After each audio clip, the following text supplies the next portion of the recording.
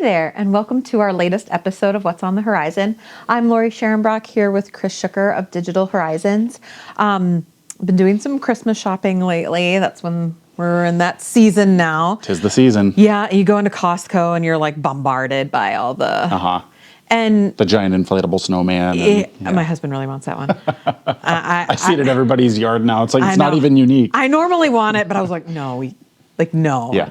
I like to keep it classy. Anyway, but when you go in, there's like of course they have all their TVs and it's big, and I'm sure it's a great time for them to be selling that kind of stuff. But what got me thinking about that is there's of course all the descriptors, 64-inch, LCD, OLED, 4K, 12K. I'm not. 12K is coming, but it's not here yet. Oh, really? That's a thing. I just made that up. Yeah. That's exciting. Probably. But what is the difference in that? What's the difference between an LCD and an OLED? If you're shopping or out looking, like, what do you want? What is better? Are they the same? What's happening? Yeah. So there's basically two different. We're obviously referring to TVs, and we're referring to two of the main. We refer to them as display technologies. Okay. The predominant one that's been around for almost 2 decades now in terms of being in TVs is a liquid crystal display. It's LCD. Okay. Yep. And then a more recent addition, comparatively, it's been in televisions now for probably 6 or 7 years since Sony released the first one, which is OLED, which stands for Organic Light Emitting Display. Okay. The main difference between the two has to do with the backlight system. Okay. The way an LCD screen works, and I'll grab a magazine here, but pretend this is the liquid crystal display, right? Okay. It's a thin layer, and it's filled with a bunch of pixels, little squares. Yep. And behind it, so you're here, behind it is here, you have a light source. Okay. And usually they're a bunch of little pockets of LED lights. And then when something needs to be shown on the screen, the LEDs light up, electricity flows through the liquid crystal display, and then a combination of the light shining through the liquid crystal display, which filters the light and changes its color in a red, green, or blue, or some sort of combination. Right. That develops a picture that you see on, we're looking at one in front of us. Yep. Obviously, you guys can't see that TV. And that's how an LCD screen works. Sure. There's several variations to this. Sure. But the core concept is liquid crystal display that provides the color and a light source that helps create the image in combination with it. OLED has no backlight. Every single individual pixel emits light.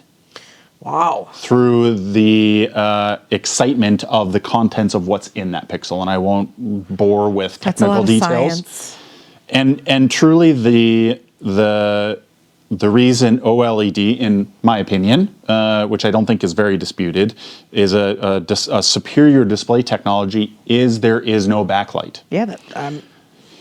Yeah, when there's no backlight, you no longer have to fight creating a color that technically isn't a color, which is black.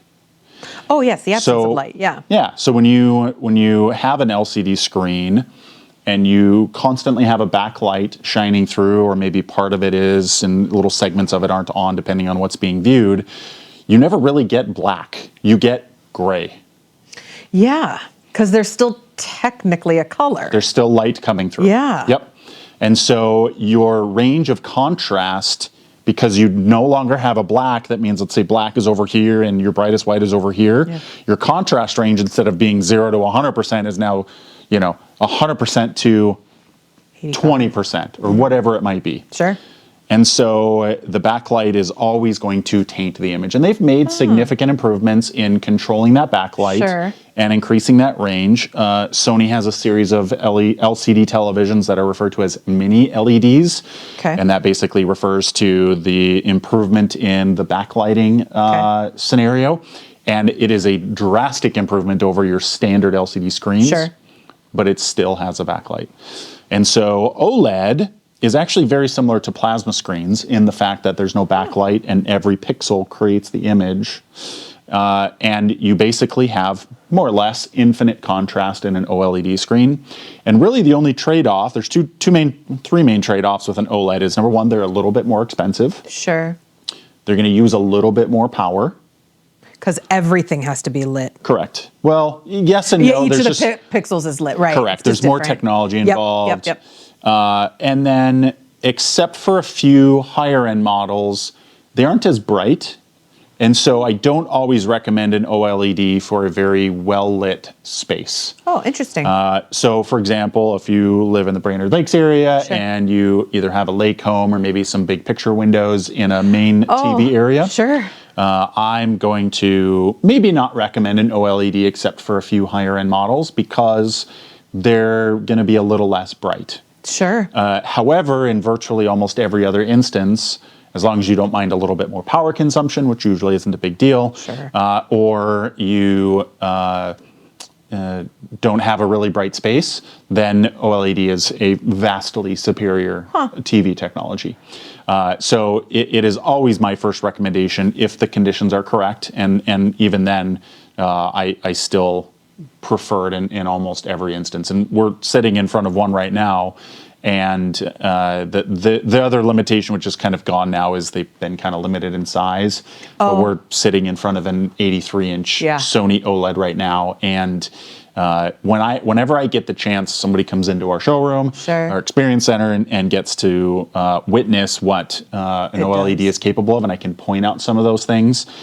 People don't even understand how good it is. Sure. I'm at my core in our industry, we kind of have references for what our preferences are. I'm very much an audio guy. We've talked about this. Yeah, definitely. And I think audio can make or break an experience. Sure. I don't normally get excited about display technologies. Sure. I get excited about two display technologies: OLED and projection systems. Oh, sure. And when it comes to TVs, I've never really been super excited. OLED actually gets me excited because it is a way to enhance the experience for those that are watching it. So I love when people come in here and I can explain the differences and help people understand why it's best. Is that I'm still thinking back and maybe to the old days, like when TVs were like this thick, because of the tube inside, whatever. Is not having the backlight, does that make OLED TVs thinner or lighter anyway? It doesn't make a difference. It actually makes in having them heavier. Because each of them probably have more power. Yeah, there's just more in the TV. So in general, that. OLEDs are heavier. Yeah. But we're not talking a significant amount. But in general, they're heavier. Side question that's in the back of my brain, because I'm old enough to remember when plasma TVs were the thing. Yeah. Are they still a thing? Do they make plasma TVs anymore? Plasma TVs were discontinued. As the time of recording this video, almost a decade ago, if not more. Because of LCD? Not because, ultimately LCD was the downfall for plasma. Sure. I think everybody has a different opinion on this, but there were a lot of myths and misunderstandings about plasma TVs, and maybe that's another video, but I was thinking that too. Consumer sentiment, I think, is ultimately what dictated plasma's failure. Sure. In almost every instance, plasma was a superior display technology to LCD. There was just a lot of misunderstanding about what it was capable of or not capable of, or how it functioned, and so it ultimately went away. Huh. Well, that's good to know. I guess I just never thought about it. I remember when our neighbor got a plasma, and Wizard of Oz is my favorite movie. Okay. We were talking about favorite movies ever. Yeah. Although Wicked is, have you seen it yet? No. It's so good. Anyway, but he invited us over to watch Wizard of Oz on their big giant plasma TV, and it was groundbreaking for me. So that's just what brought up that question. But if you want to see and get excited about what an OLED screen OLED looks like, definitely make an appointment to come to the Experience Center, and you can see the beautiful piece that we are looking at and all of the wonderful things that make up the Experience Center too. But you literally can see it for yourself here just make an appointment to come in and see it. Yep. So thanks for joining us today, and we'll see you in the next episode.